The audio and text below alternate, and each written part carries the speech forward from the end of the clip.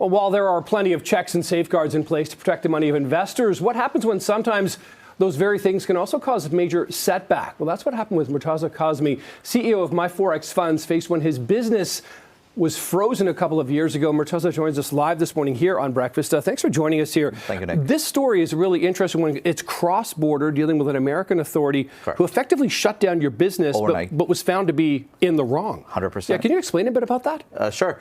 So MyForexFunds is a story of Ontario success. It's homegrown right here. We were the largest trading firm in the world, based on giving back to the people, having the right set of KPIs in place. Yep. And then 2.5 years ago, CFTC, a U.S. regulator, reached overboard and shut us down overnight. Dozens of Ontario people lost their jobs. Hundreds staff members were let go overnight. Right. Not only that, we had paid close to $40 million in Canadian taxes. That was just gone. Like, we don't make those payments anymore just because CFTC did what they did. Yeah. So you deal with this, suddenly you get this setback, but then you find out, you fight this in court, and it was found that the CFTC was completely in the wrong here. Oh, yes. The judge actually, go ahead. Yeah, the judge actually said they took deliberate steps to gain tactical advantage. And these are not my words. These are words of a U.S. district judge. Yeah. They did that to gain tactical advantage, to put us behind the 8 ball, so to speak. And yeah, we were able to show that they pretty much lied to the judge. Right. So you were a Canadian business, basically, effectively put out of business by an American regulator. Correct. People are losing their jobs here. You fight this fight, and you've won. Yes. Explain how that fight went, how challenging that's been, and what this now means for MyForexFunds going forward. Sure. I mean, that fight was long, costly, and very, very taxing, not only on myself, but the MyForexFunds community as well. Because, as I said, effectively, we were shut down overnight, so we couldn't really speak about anything for the last 2.5 years, right? Yeah.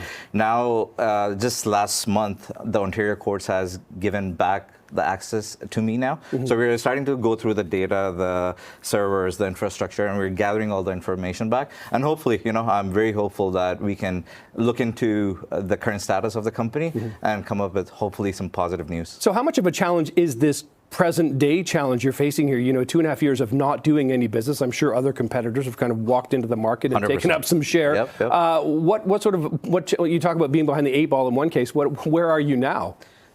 Nick, again, that's a great question. We are still trying to figure that out. Again, we had zero access to our staff members, the data. So we're just putting everything together.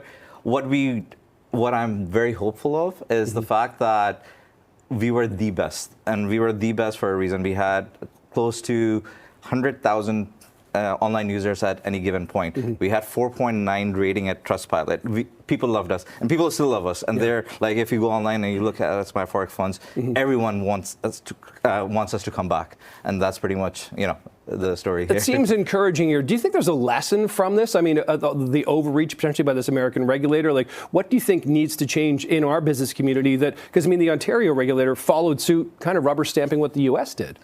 They did, and again, now that the U.S. has been sanctioned, I'm really hopeful, and we are working with the Canadian regulators. I'm really hopeful that they can, do their due diligence and clear us, when the time is right. Just personally, when you found out, when you heard what the judges said, and you just quoted some of those words to me, what was that like to you when you actually heard that? Oh. It was emotional. It was emotional. It was a long time coming, but I think we deserved it. And not only Commissioner Pham, CFTC's commissioner, also said that they shot first and then tried aiming later. Right. Interesting. Yeah. Okay. Well, listen, Murtuza Kazmi, thanks for the time this morning. I appreciate this. Good luck as you work to rebuild not only your business, but your reputation too. Thanks for being here. Thank you. Thanks very much.